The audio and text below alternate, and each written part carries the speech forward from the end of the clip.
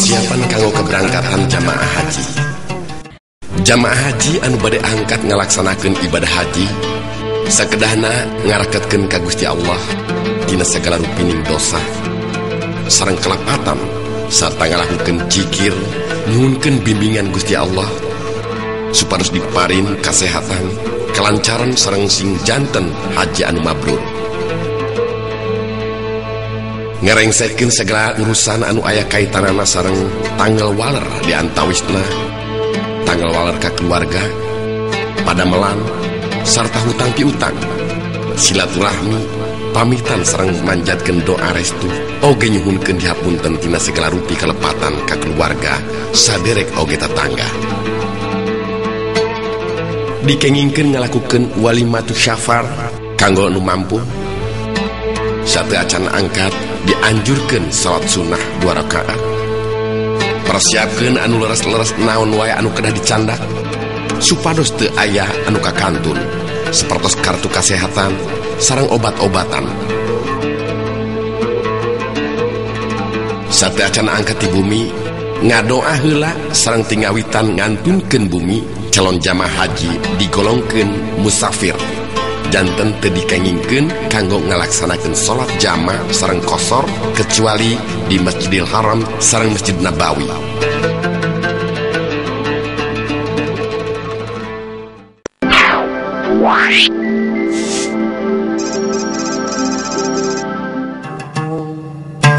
Barang cacandakan jamaah haji,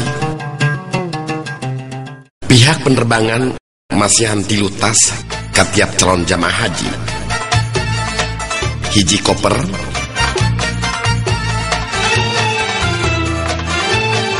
hiji tas jingjing,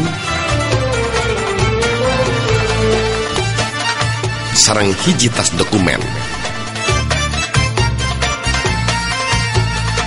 Sajabat ti 3 tas anu dipasihan ti pihak penerbangan moal diangkut ku pesawat.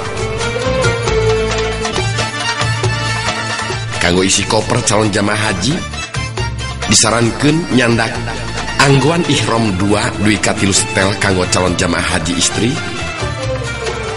sareng kain ihram hiji dugi ka 2 setel kanggo calon jamaah haji pameget. Seragam jamaah haji warna hejo telur asin 3 dugi ka 4 setel.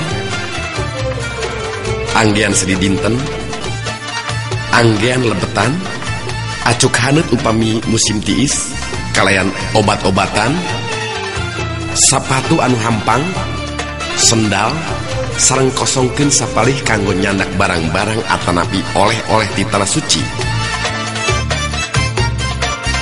Sedengkeun kanggo tas jingjing lebetna nyaeta angguan ihram sasetel,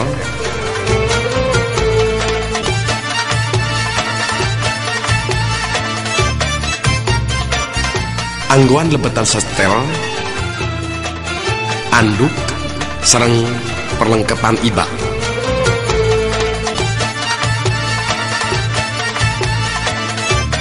Oge tekantun sareng sendal.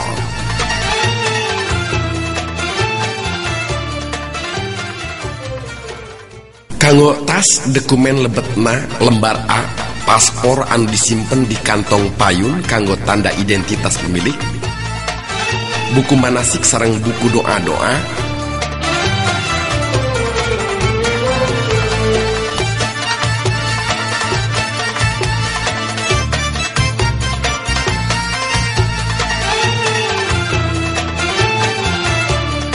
dompet, obat-obatan saprayogina.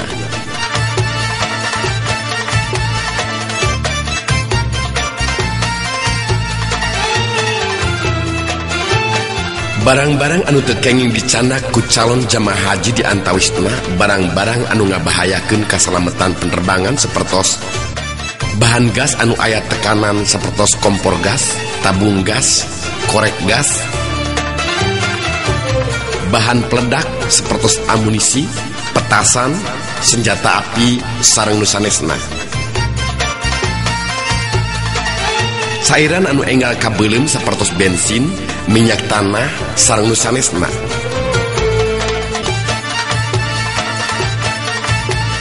benda padat anu enggal kabakar sapertos korek api sareng nu sanesna.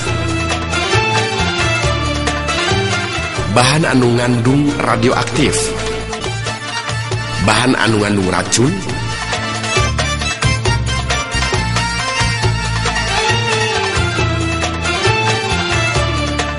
bahan campuran oksid, bahan-bahan kimia, bahan cairan aerosol sareng gel.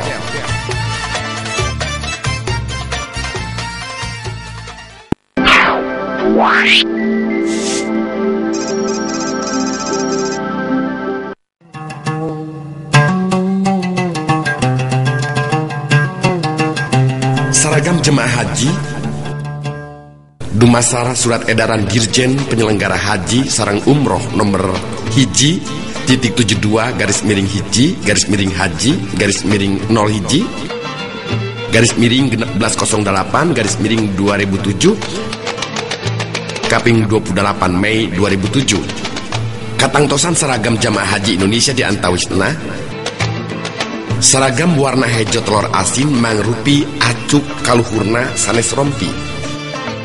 Dina acuk seragam di dada palih luhur anu katuhu nganggo label merah putih sareng di handapna aya tulisan Indonesia kanggo nunjukkeun nami daerah, diseratkeun nami provinsina anu letakna handapeun tulisan Indonesia.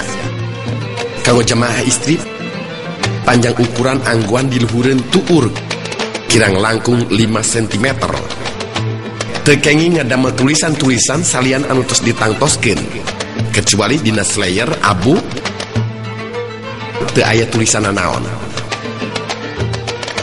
Angguan seragam dianggo tingawitan angkat di embarkasi haji, tiap angkat ka masjid di Mekah atanapi di Madinah, anu salajengna di Mina saparantosna tahlil sareng ziarah dugi kamulang ka tanah air.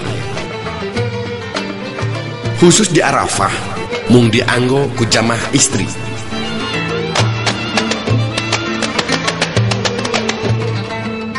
Anggoan ihram kanggo pameget nganggo 2 helai kain anu teu dijait, hiji disalendangkeun di tak-tak, hiji disarungkeun nutup udel dugi ka tuur. Dina waktos ngalakukeun tawaf disunahkeun kain ihram dianggo nganggo cara ittiba, nyaeta ngabukakeun tak-tak anu palih katuhu sareng anu ti palih kenca ditutup ku kain ihram. Nuju salat disunahkeun disalendangkeun dina tak-tak duanana dugi kana dada janten 2 tak-takna katutupan. Teu kenging nganggo acuk, lancingan atanapi kain biasa, tapi dikengingkeun nganggo beubeur. Jam tangan sareng alas kaki anu teu nutupan mata kaki.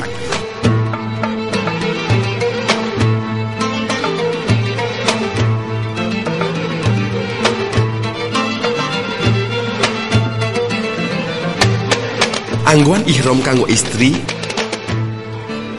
ngangge acuk anu nutupan badan kecuali rarai sareng kadua dampal panangan.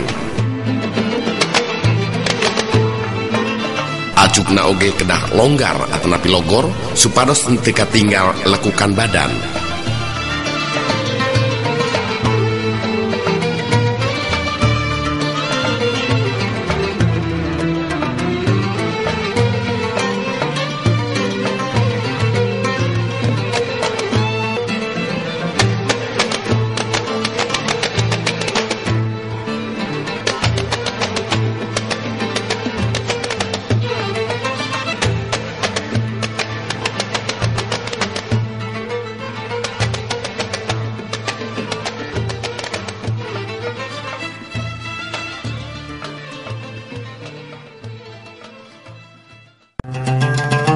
Di asrama haji embarkasi sapertos jamaah haji duwi ka tempat embarkasi masing-masing daerah, jamaah haji kedah masikeun surat panggilan masuk asrama atanapi SPMA. Jamaah haji dikempelkeun di ruangan saluyu sareng kloterna masing-masing, nimbang barang-barang sareng mariksa barang bawaan atanapi koper, masikeun kartu kesehatan badan, dipasihan kartu makan sareng dipasihan nomor gedung sareng kamar. sarta sadayana tas atanapi koper jamaah ditandaan supados gampil dipilarina saatos dipariksa petugas.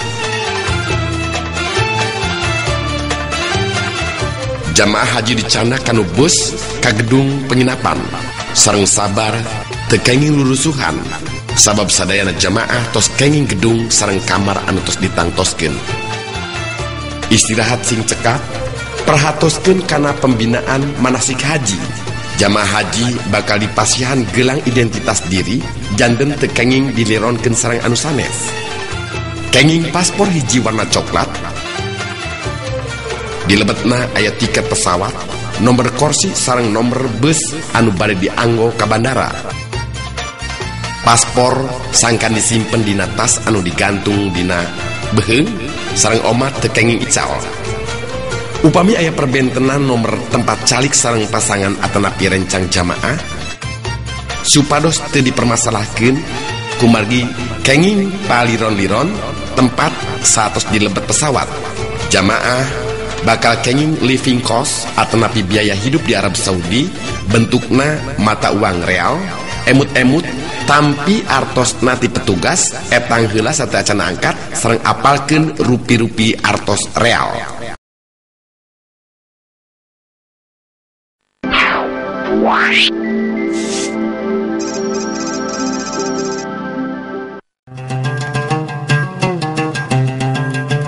Di Bandara Indonesia saatu sadaya bekal anu diperyogikan atos dipak rapih sareng ngecek ulang sadaya keperluan anu kedah dicandak supados teu aya anu kakantun nyaeta tas jingjing anu lebetna ihrom sareng tas dokumen diantawisna buku paspor sareng buku kesehatan duwe kana waktos angkatna. Naik kana pesawat supados tartib tunjukkeun boarding pass ka petugas.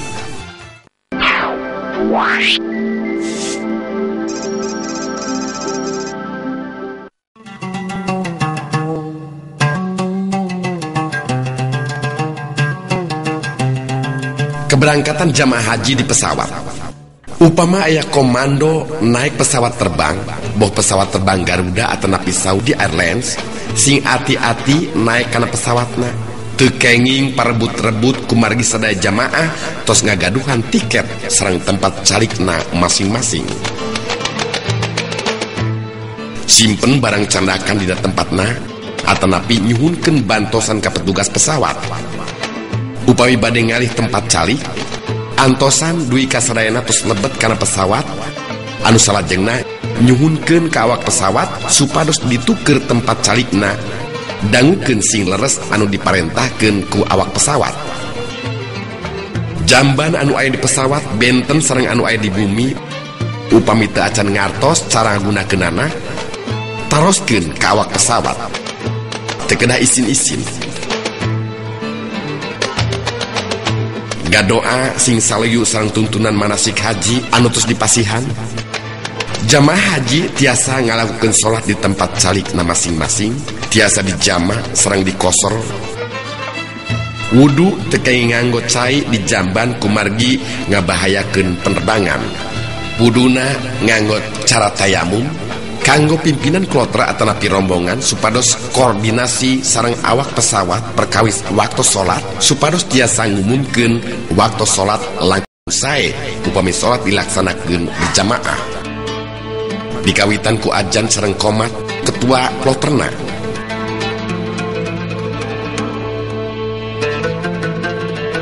Salajengna zikir sareng ngadoa supados dipasihan kagampilan dina ngajalankeun ibadah haji.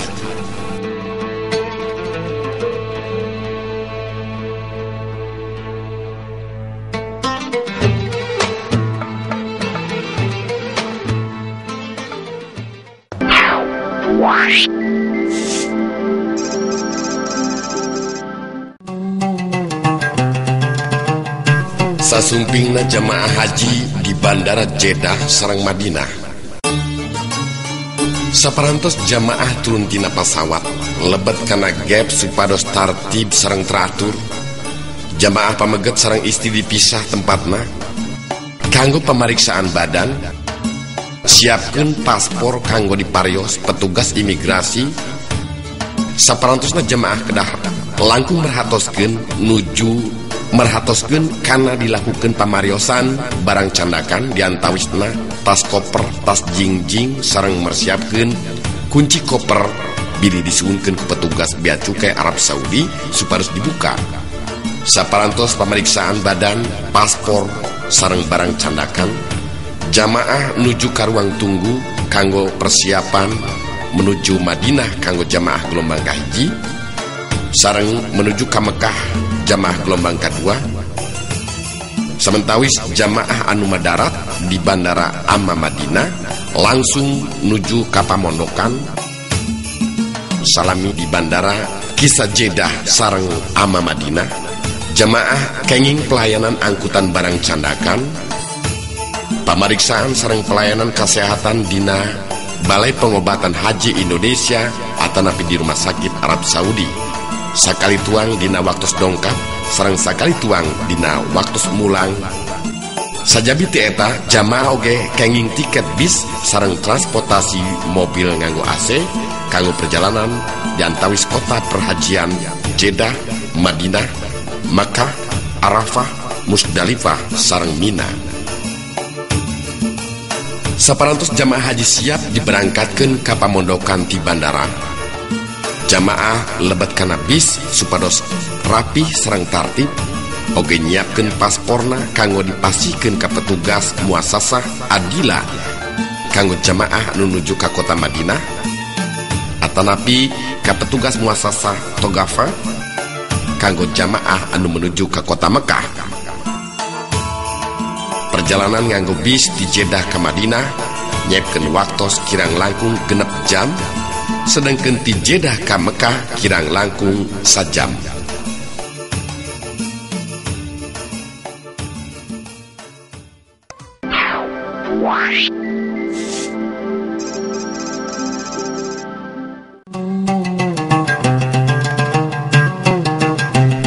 Salat arba'in sareng ziarah di Madinah.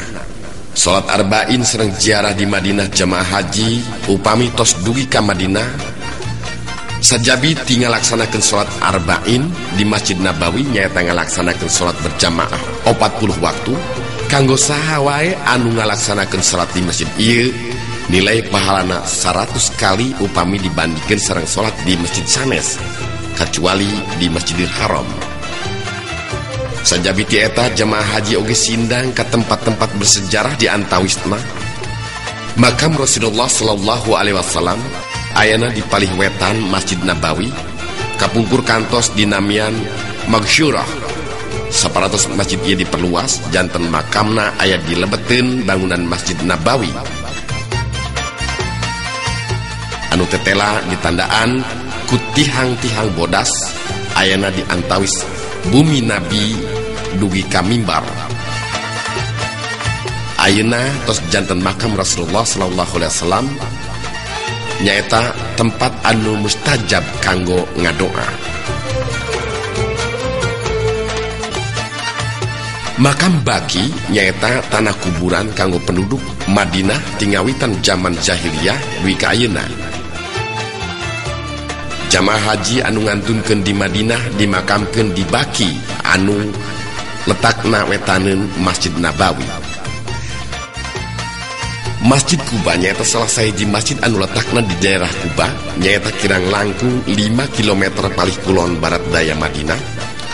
Waktu Nabi Muhammad SAW hijrah ke Madinah, jalmi anu ngawitan nyambut kadongkapan Rasulullah nyaeta penduduk Kuba. Jabal Uhud atanapi Bukit Uhud nyaeta nami salah sahiji bukit anu paling ageng di kota Madinah, letakna 5 km di pusat kota. Di lembah bukit ieu kantos aya perang dasar antawis kaum muslimin anu ayana 700 jalmi ngalawan kaum musyrikin marka sadayana 3.000 jalmi. Dina peperangan eta kaum muslimin gugur dugi ka 70 jalmi suhada diantawisna Hamzah bin Abdul Muthalib paman Nabi Muhammad sallallahu alaihi wasallam. Masjid Kiblatin masjid ieu satu acana dinamian Masjid Bani Salamah, letakna di sisi jalan anu nuju ka kampus Universitas Madinah caket Istana Raja ka jurusan Waqiyah. Kawit nama kiblat teh mayun ka Baitul Maqdis di Yerusalem, Palestina. Lajeng lungsur wahyu supados ngalihkeun kiblat ti arah satu acana ke arah Masjidil Haram.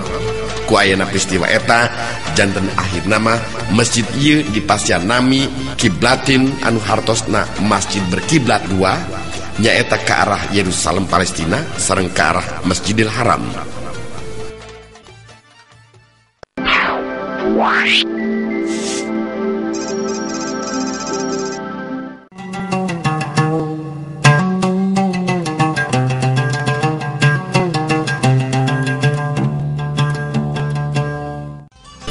Catering di Madinah.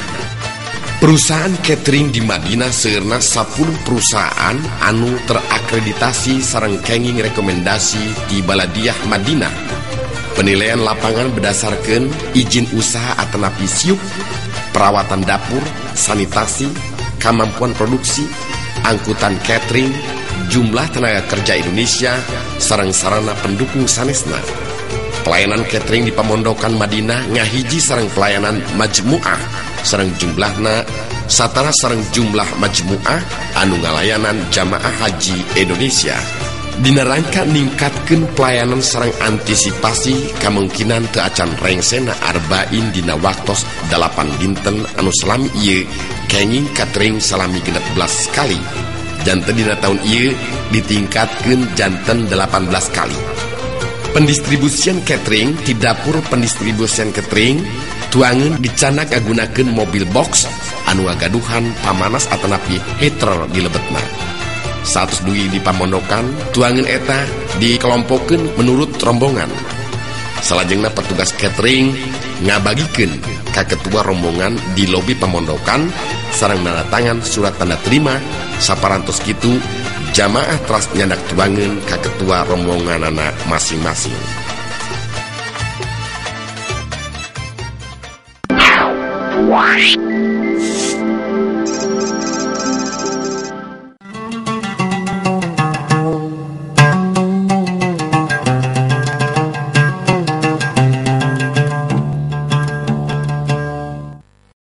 Mikat ihram, tawaf, sa'i, sareng tahallul.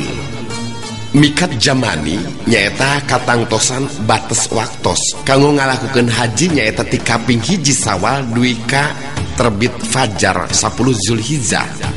Dupi mikat makani nyaeta batas kanggo ngawitan haji atanapi umroh. Kanggo jamaah haji Indonesia gelombang kahiji nyandak mikat di Bir Ali Madinah sareng di Bandara Haji King Abdul Aziz International Airport Jeddah kanggo jamaah haji gelombang kedua. Ihram nyaeta niat ngawitan ngalakukeun haji atanapi umroh. Sunnah satu acana ihram diantawisna. Bersuci nyaeta mandi sareng wudu nganggo ihram anu katangtuanana kanggo pameget nganggo 2 helai kain anu teu dijait disandangkeun dina tak-tak sareng hiji disarungkeun nutupan udel duwi kana tuur. Dina waktu pelaksanaan tawaf disunahkeun kain ihram warna bodas dianggo dina itida nyaeta ngabuka tak-tak palih katuhu sareng nutupan tak-tak palih kenca ku kain ihram. Teu kenging nganggo acuh, lancingan atanapi kain biasa. Dikengingkeun nganggo beubeur, jam tangan sareng alas kaki anu teu nutupan mata kaki. Sunahna disandangkeun di luhureun bahu duanana, janten pundukna katutupan.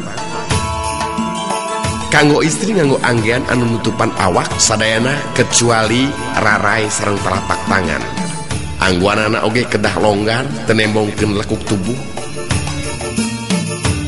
Nganggo sesengitan, nyisi rambut, neuk teu kuku. Upami kaayaan atanapi kondisi memungkinkan ngalakukeun salat sunnah ihram.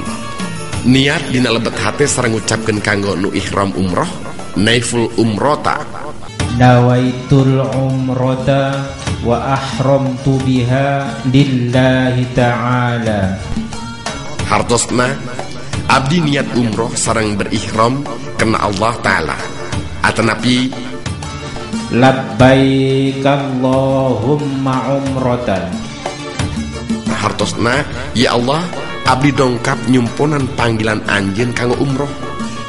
Kanggo nu ihram haji sareng umroh nawaitul hajja wa ahramtu bihi lillahi ta'ala. Hartosna abdi niat haji sareng umroh berihram karena Allah Ta'ala. Atanapi labbaik Allahumma hajjan. Hartosna abdi nyambut panggilan anjeun ya Allah kanggo berhaji pikeun nu ihram haji sareng umroh. Nawaitul hajja wal umrata wa ahramtu bihima lillahi ta'ala. Hartosna abdi niat umroh sareng berihram karena Allah Ta'ala. Atanapi labbaik Allahumma hajjan wa umratan. Hartosna abdi nyambut panggero anjeun ya Allah pikeun ngahajikeun sarta berumroh. Saparantos niat umroh sareng salamet dina perjalanan nuju ka Makkah dianjurkeun ngaos takziah, salawat sareng ngadoa duwi ka ngawitan tawaf. Talbiyah, salawat sareng doa. Talbiyah labbaik Allahumma labbaik labbaik la syarika laka labbaik innal hamda wan ni'mata laka wal mulk la syarika lak. Hartosna abdi dongkap nyambut panggilan anjeun ya Allah. Abdi dongkap nyambut panggilan anjeun. Abdi dongkap nyambut panggilan anjeun teu aya sekutu kanggo anjeun. Abdi dongkap nyambut panggilan anjeun salerasna sagala puji nikmat sareng sagala kakuasaan nyaeta milik anjeun teu aya sekutu kanggo anjeun. Salawat Allahumma sholli wa sallim ala sayyidina Muhammad wa ala ali sayyidina Muhammad.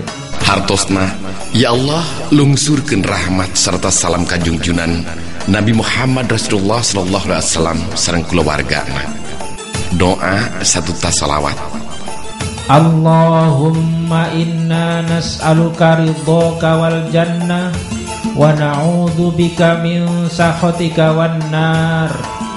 Rabbana atina fid dunya hasanah wa fil akhirati hasanah wa qina adzabannar. Hartosna ya Allah selesna kuring nyungkeun karidoan anjeun sareng surga anjeun, kuring berlindung ka anjeun tina kamurkaan sareng siksa neraka. Wahai Tuhan kami, pasihan kuring kasayan dunia sareng kasayan di akhirat sareng lindungi kuring tina siksa neraka. Lebat ka Makkah sareng ngadoa. Lebet Masjidil Haram tina panto mana wae sareng ngadoa. Ninggal Ka'bah sareng ngadoa. Waktu ngalangkung di makam Ibrahim nuju bade tawaf disunahkeun ngadoa. Tawaf tempat ngawitan tawaf nyaeta Sya'rah Aswad. Pamit teu mungkin nyum Hajar Aswad cekap ku ngangkat panangan ke arah Hajar Aswad lajeng dicium pananganana. Dina ngawitan tawaf putran kahiji ngangkat panangan ke arah Hajar Aswad serang disunahkeun mayunan ka Ka'bah. Pamit teu mungkin cekap mayunan sakedik ke arah Ka'bah. Dina tawaf putran kadua serang satrasna cekap ku ngarahkeun rarai ke arah Hajar Aswad sareng ngangkat panangan bari ngucapkeun Bismillahi wallahu akbar. Kalayan nyebat jenengan Allah, Allah nu maha besar. Pelaksanaan tawaf sadayana 7 kali puteran nyaeta muteran Ka'bah anu posisi Ka'bahna palih kencaun awak. Salami tawaf disunahkeun ngadoa sareng zikir. Unggal duik di rukun bayani atanapi istiqom sareng ngucapkeun Bismillahi wallahu akbar. Hartosna nyebat jenengan Allah, Allah nu maha agung. Usahakeun tawaf ngariung atanapi rombongan selain tawaf teu kenging nyaba Ka'bah. Anjir Ismail sareng Sid Zarwan sapertos tawaf pami kondisi memungkinkeun ngadoa di Multazam nyaeta hiji tempat di antawis Hajar Aswad sareng pintu Ka'bah. Salat sunnah 2 rakaat di panggereun makam Ibrahim atanapi sabudeureun sareng saparantos salat ngadoa. Saparantos salat sunat tawaf sakedahna ngaleueut cai jam-jam di tempat anu parantos disayogikeun. Catatan, upami situasi sareng kondisi di sabudeureun Hajar Aswad pinuh pisan, teu kenging maksakeun kanggo nyium Hajar Aswad sareng pasedek-sedek, sabab upami pasedek-sedek antawis pameget sareng istri atanapi ngabaekeun kaselamatan nyalira sareng anu sanes hukumna haram, komo deui mayar ka salah seurang. Salat sunah hijri Ismail nyaeta salat sunah mutlak anu teu aya kaitanana sareng tawaf, sareng kenging dilaksanakeun iraha wae upami kaayaan memungkinkeun. Saparantos rengset tawaf lajeng ka Bukit Syafa kanggo ngalakukeun sya'i. Sya'i ngadoa dina waktos bade naik Bukit Syafa. Upami tos dugi ka Bukit Syafa mayun ka kiblat teras ngadoa. Ngawitan perjalanan sya'i di Bukit Sya'i nuju ka Marwah lajeng ngadoa. Perjalanan anu dikawitan di Bukit Syafa sareng diduikeun ka Bukit Marwah seueurna 7 kali perjalanan. Perjalanan di Bukit Syafa ka Marwah sareng di Bukit Marwah ka Bukit Syafa masing-masing dietang sekali perjalanan, janten etanganana ka-7 tos dugi ka Bukit Marwah. Unggal ngalangkung pilar hejo atanapi lampu hejo kanggo pameget disunahkeun lulumpatan sakedik sareng istri cekap mapah biasa lajeng ngadoa. Unggal naik Bukit Syafa ka Bukit Marwah dina perjalanan sya'i teh kedah ngadoa. Tahallul nyaeta kaayaan salah saurang anu tos dihalalkeun atanapi dikengingkeun ngalakukeun perbuatan anu sateu acana dilarang dina waktos ihram haji. Tahallul aya 2 rupi. Tahallul awal nyaeta kaayaan salah saurang anu ngalakukeun 2 di antara 3 perbuatan nyaeta ngalontarkeun jumroh Aqobah, lajeng motong rambut dicukur atanapi tawaf ifadah sareng sya'i, lajeng motong rambut atanapi dicukur. Samparantos na tahallul awal salah saurang kenging gentos ku angguan biasa, lajeng nganggo sesengitan sareng kenging ngajalankeun sadayaan dilarang salami ihram.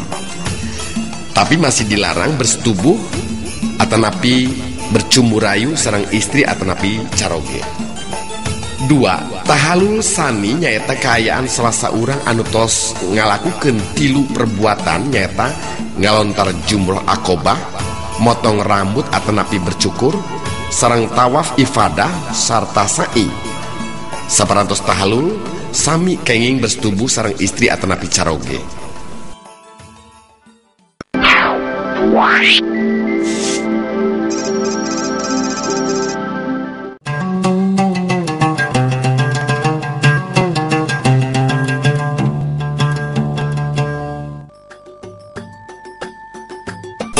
Pamondokan di Arab Saudi.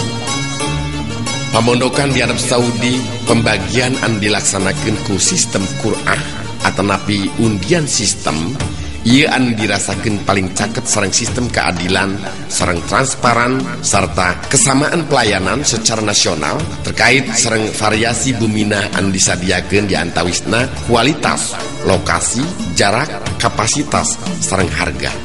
Jamaah per kloter kenging nomor maktab anu bade ngalayanan sareng nomor bumi anu tos disewa sareng disalurkeun ka tiap maktab saluyu hasil Qur'ah secara nasional.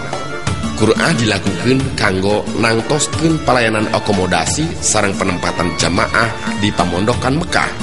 Sedengkeun pangaturan penempatan sareng pelayanan akomodasi di Madinah dilakukeun ku majmu'ah atanapi grup pelayanan berdasarkan jadwal kadongkapan serang siklus masa tinggal jamaah kanggo kesampurnaan arba'in. Pola penyusunan Qur'ah ku cara ngaakomodir aspek pemerataan daerah kasadaya maktab secara profesional saluyu sareng jumlah kloter sareng tipe pesawat disinkronkeun sareng kapasitas maktab berdasarkan standar jumlah jamaah per maktab atas dasar kamupakatan sareng muasyasah anu ngabentuk maktab saluyu katangtuan pelayanan akomodasi di pemerintah Arab Saudi. tiap kloter bakal ngengingkeun bumi saluyu jumlah bumi sareng kapasitas bumi anu disayogikeun di tiap maktab. Pendistribusian kloter atau nabi jamaah di tiap maktab berpedoman karena hasil quraah sareng jadwal keberangkatan kloter di tiap provinsi atau nabi embarkasi ngacu karena sistem pendistribusian jamaah di tiap maktab kanggo ngahindari kejadian nyaeta penetapan langkung ti hiji kloter di hiji maktab tina sadintena.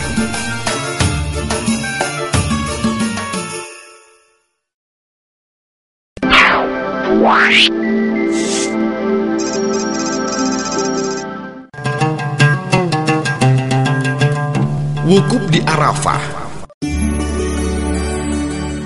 Wukuf nyaeta kehadiran salah seorang di Arafah sanaos sakedap dina waktos antara ngagilirna panon poe nyaeta kaping 8 Zulhijjah duwi katartib pajar kaping 10 Zulhijjah atau napi dinten nahar.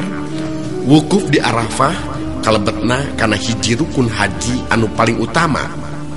Jamaah haji anu teu acan ngalaksanakeun wukuf di Arafah berarti henteu ngalakukeun haji saluyu sabda Rasulullah sallallahu alaihi wasallam, al hajju Arafah faman adrota lailata jam'in faqad adrafa hajjah wa khul khamsa. Haji teh lahir di Arafah. Saha wae anu dongkap dina malam dinten jama 10 Zulhijjah saat cenah terbit fajar maka salesna anjeunna teh masih ngengingkeun haji.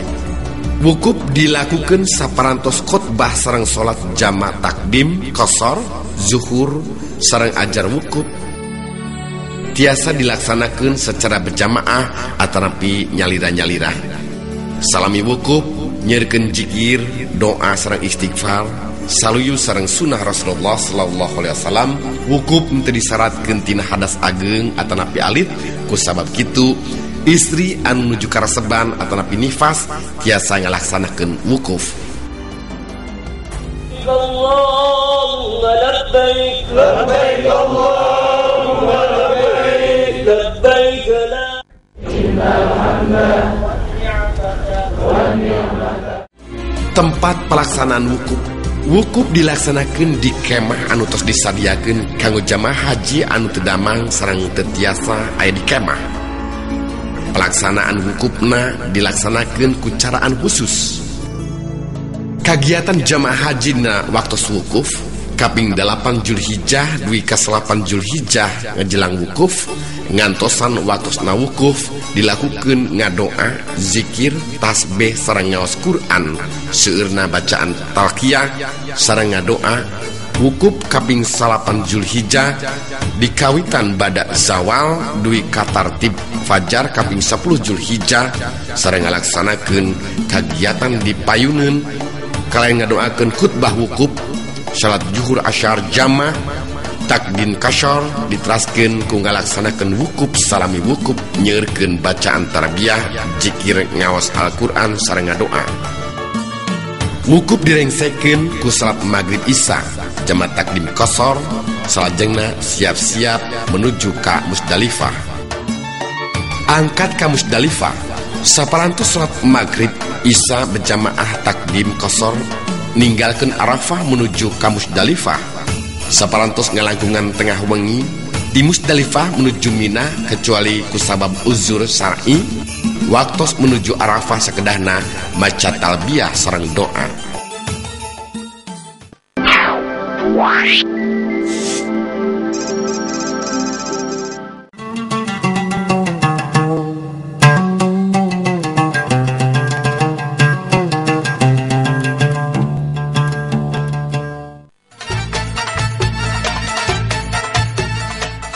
Angkutan jamaah haji sareng taradudi. Anu dimaksud angkutan haji nyaeta sarana transportasi anu digunakeun kanggo pelayanan pemberangkatan sareng pemulangan jamaah haji ngawitan ti asrama haji embarkasi menuju ke Arab Saudi pulang pergi.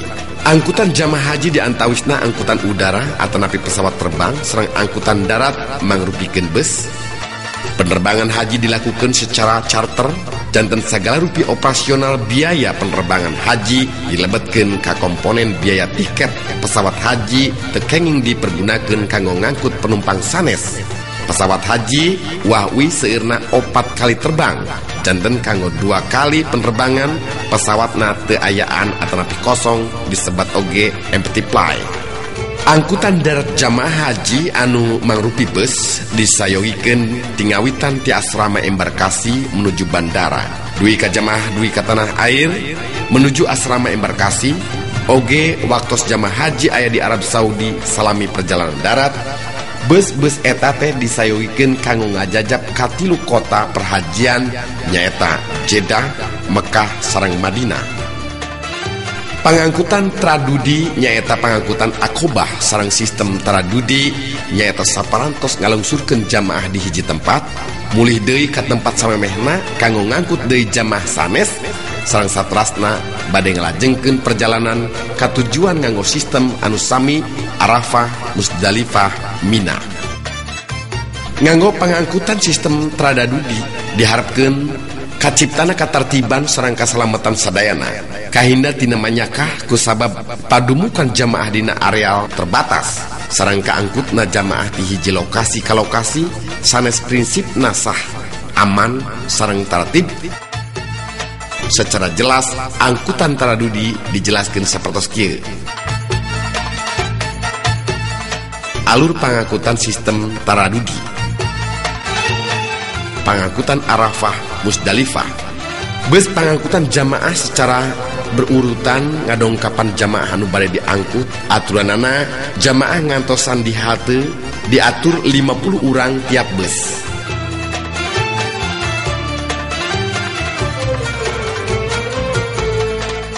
Saparantos eta bus dongkap ngajemput sareng ngajajab langsung ke halte tujuan Musdalifah. Salajengna bus eta mulih deui ngagabung kana antrian bus angkutan anu sanes kanggo ngangkut jamaah anu parantos ngantosan di halte secara berurutan. Bus anu nyandak jamaah di halte kahiji bakal dilungsurkeun oge di halte kahiji di daerah tujuan sareng satrasna.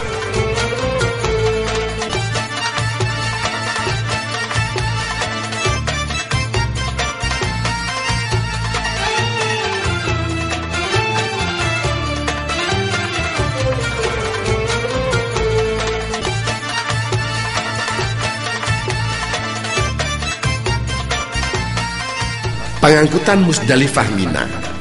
Pangangkutan sami serang pangangkutan Arafah Musdalifah serang kedah mulih deui ka daerah pangangkutan duwi ka jamaah dinyatakeun leres-leres seep sareng sadaya natos aya di Mina.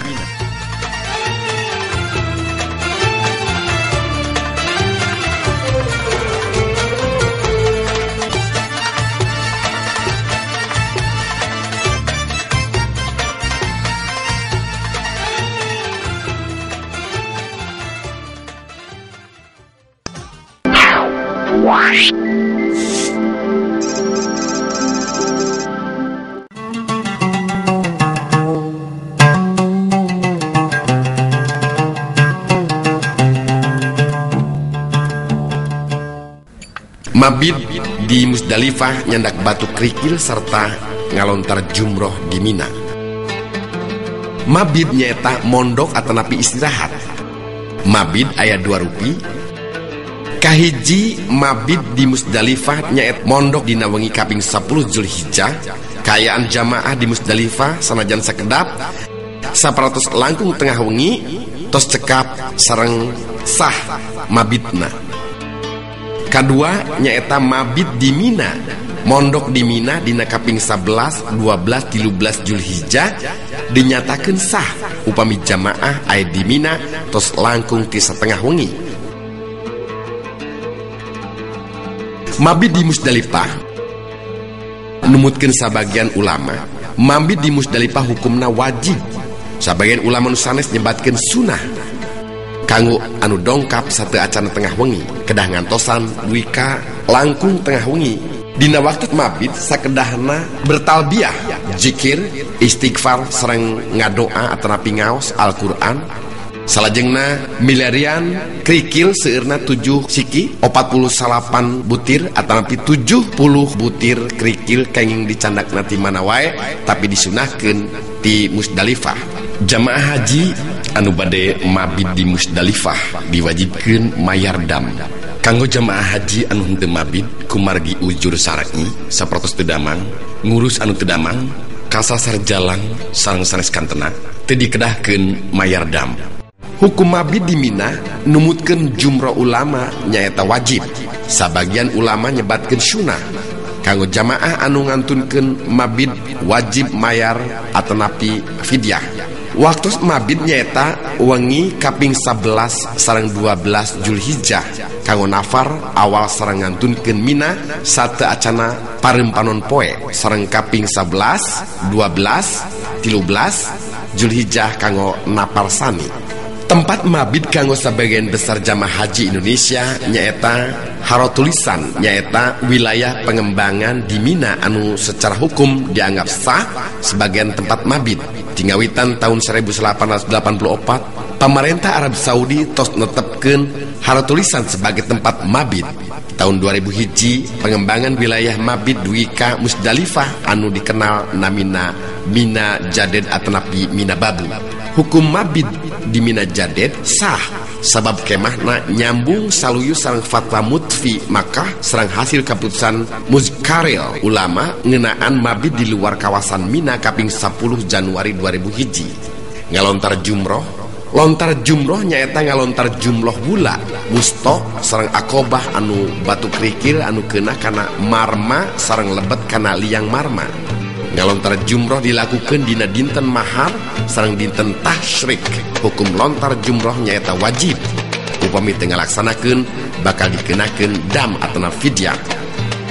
Tata cara ngalontar jumroh krikil keuna kana dinding marma atanapi tembok sareng lebet kana liang. Ngalontar ku krikil hiji-hiji. Upami ngalontar ku 7 krikil sekaligus janten tetep dietangna hiji atanapi sakali lontaran. Ngalontar jumroh urutanana anu leres nyaeta ngawitan ku jumroh bula wusto sareng terakhir akobah. Waktos ngalontar kanggo ngajagi keamanan, kasalametan, kenyamanan serta katertiban ngalontar jumroh, Kementerian Haji Arab Saudi tos ngatur waktos ngalontar kanggo jamaah tiap negara. Jadwal ngalontar jumroh kanggo jamaah haji Asia Tenggara kalebet Indonesia nyaeta ngalontar jumroh akobah dina dinten mahar kaping 10 Julhijjah dilakukan lewat tengah wengi dugi ka tabuh 5 enjing-enjing atanapi tabuh 18 langkung 24 waktos Arab Saudi. Ngalontar jumroh ula wusto sareng akobah dina dinten tasyrik kaping 11 Julhijjah dilakukan kumilih waktos ngalontar antawis genep 30 dugi ka 10 atanapi tabuh genep 30 dugi ka tabuh 24 wengi. Ngalontar jumroh bula wusto sareng akobah dina dinten tasyrik kaping 12 Zulhijjah dilakukan kumilih waktos ngalontar antawis tabuh genep dugi ka tabuh 10 kanggo jamaah haji anu nyandak nafar awal atanapi dilakukan dina sonten antawis tabuh 17 dugi ka tabuh 24 wengi kanggo napar sani. Ngalontar jumroh ula husto sareng akobah dina dinten tasrik ping 13 Julhijjah dilakukan antawis tabuh genep enjing atanapi tabuh 12 langkung 30 menit dugi ka tabuh 5 sonten kanggo jamaah haji anu ngabantu nafar sani.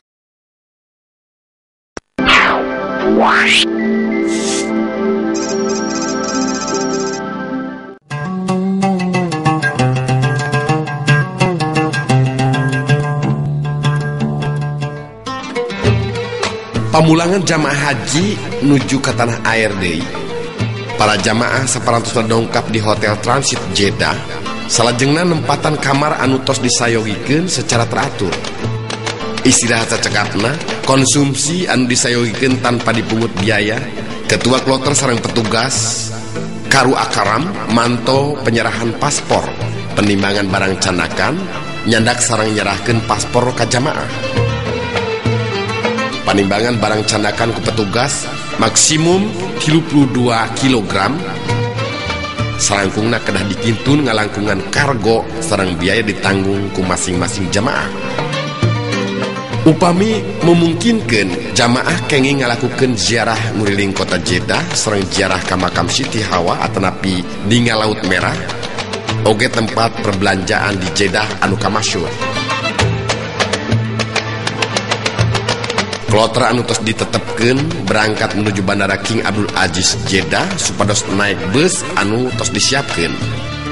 Sedangkeun jamaah anu diwihkeun ngalangkungan Bandara Amma Madinah di Pamondokan langsung menuju ke bandara nganggo bus anu tos disiapkeun ku pihak Aqobah.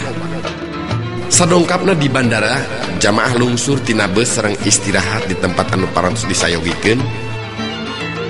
Lajeng ngantosan gap kanggo pemeriksaan ku imigrasi. Naik kana pesawat kedah tartib. Waktu pesawat bade take off menuju tanah air, urang ngadoa sareng zikir.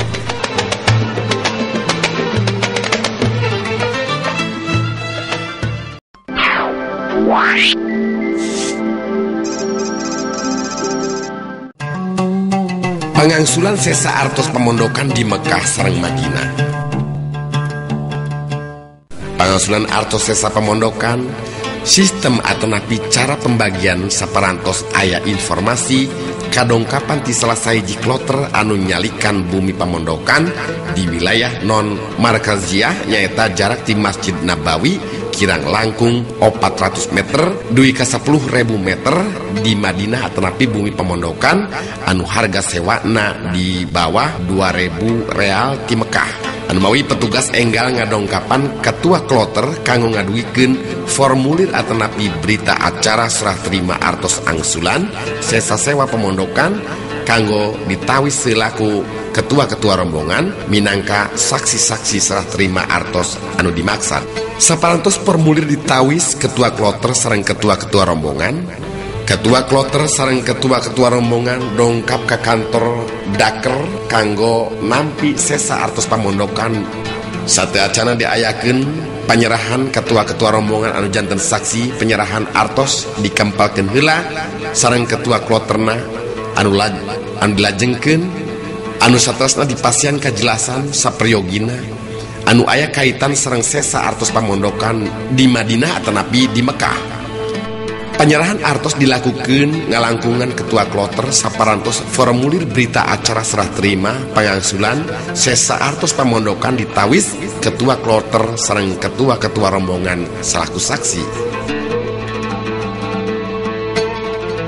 Pangangsulan artos sesa pamondokan di Mekah atanapi di Madinah ngacu karena sistem profesional hartosna jamaah bakal mayar sewa pamondokan saluyu sareng sewa pamondokan anu parantos ditempatan. Pamondokan di Madinah dibagi janten dua kelompok.